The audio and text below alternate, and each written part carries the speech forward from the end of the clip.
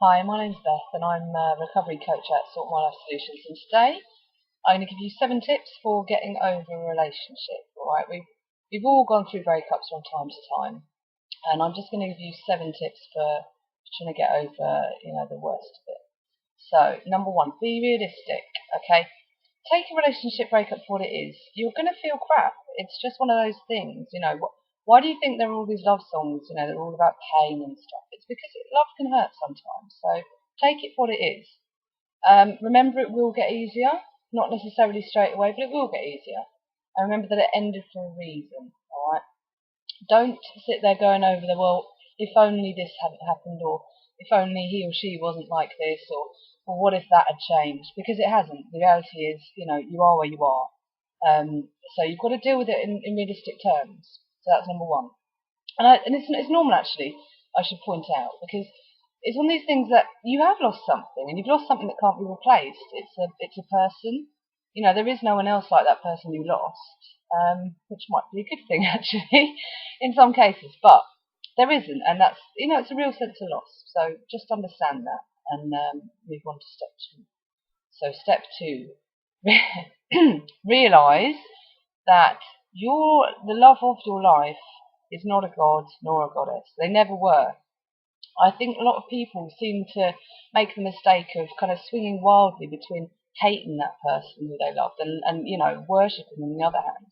And that's normal, because you kind of want to hate them because you don't have them anymore. And that's normal. And then you also have, obviously, that worship side where you kind of, when we're with someone, we tend to delete a lot of the real things about them. So we forget, about the habits that they have, which drive us crazy. We forget about the bad times sometimes. So just be realistic about what that person really is. Don't make them out to be, some kind of amazing, person that you'll never ever find anyone better than them, because that's just not true. And I would say as well, a lot of people, some relationship people will tell you, well, actually, why don't you just, try and list all of their awful points? And I'm not one of those sort of people. I don't believe in sort of making things worse than they are, or better than they are necessarily. I think just take them for what they are, no more, no less. They're a normal person. They've got faults. They've got good points, and that's it. So don't make any more than it is. So step 3 in the process, right? Don't indulge them by indulging in things that you know will not help you. All right. Don't massage their ego. I know what you want to do. You want to start following them on Facebook, maybe text them and call them, see what they're up to, asking their friends like what they're doing. Now, it's normal to want to do that, but the thing is, that's going to make you feel bad, right? I mean, when I break up with people, sometimes I want to sit there and listen to Snow Patrol all day, do you know what I mean? Or, some of you might want to listen to a bit of Whitney Houston or something. But you actually know that's going to make you feel worse, don't you? So, don't do it. Don't go through the old photos, because it will make you feel worse. We all know this, but we do it anyway, alright? So don't do that. Instead, indulge yourself, have a bit of fun, keep busy. Make sure you've got supportive people around you. Sometimes you'll feel like you don't actually want to go out. And I mean, I've had that where, you just break up with someone, really. Your friends will go, oh, come out, and you're like, actually, I don't really want to. And that's fine as well. You don't have to be 24/7 with people. Sometimes you just need a bit of space on your own, and that's fine. Just don't isolate yourself. Make sure you don't fall into that trap. But if you want some time on your own, that's fine. Do something else. Read a book. Listen to some healthy, happy music. But yeah, keep busy. Really focus yourself on other things, and that will be much easier. Right, so number 4, and this is a really important one, alright? Many of us don't realise that when we break up with someone, a lot of the pain and the hurt is not actually about the other person at all. It's about our fears. So when you break up with someone, you might start, it's really, it's not about them. You might start to think that maybe it means that you're not able to be loved, you're not a lovable person. You might feel rejected. You might feel very low self-worth or something because this person's, split up with you, or things haven't worked out. Most of the time, that is the thing that causes the most pain in the breakup. It's not about them. It's about you maybe being afraid of something else. Deep down not believing that you'll ever find anyone again, because actually, no one's going to love you. That's what people do.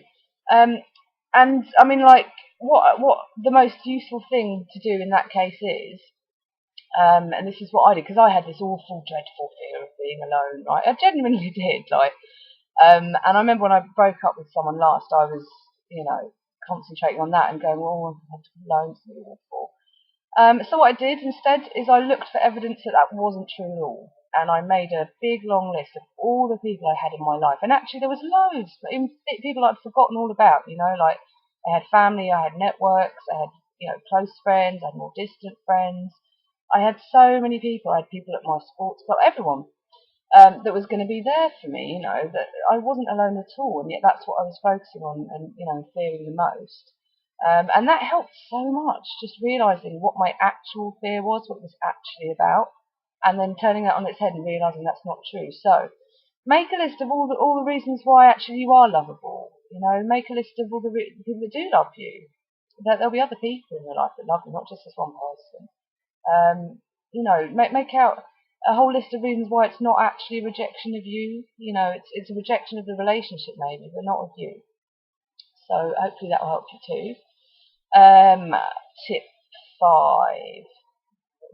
Oh yes, and this is one I was guilty of as well. Do not think of your relationship now that it's ended as a complete waste of time.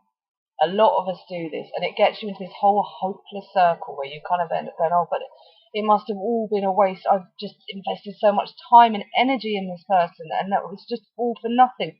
Why did I buy them that? Why did I go on holiday there? Why do we make all these plans? The thing is, a relationship is a journey, just as life is. It's not an investment. It's not something that you can control. You can only control what you do. So necessarily in a relationship, you can't control what the other person does. You just can't. So you can never say that it's going to be forever. You just can't. So you've got to make sure that actually you realise that it's a learning process. Okay, you've learnt about yourself as a person. You've learnt about people. You've learnt during this relationship what you like in relationships, what you don't like, what you'll put up with, what you won't put up with, and the sort of person that you want to be with. And you've actually learnt to be, a better person so that you can actually move on and pick someone better next time. So yeah, look at it in that way, please. Right. So step 6. This is an amazing little trick for you. It's a little NLP trick, and basically this is for you if you find that some of your memories about this person are so painful that you can't really, you just find them just dragging you down a lot.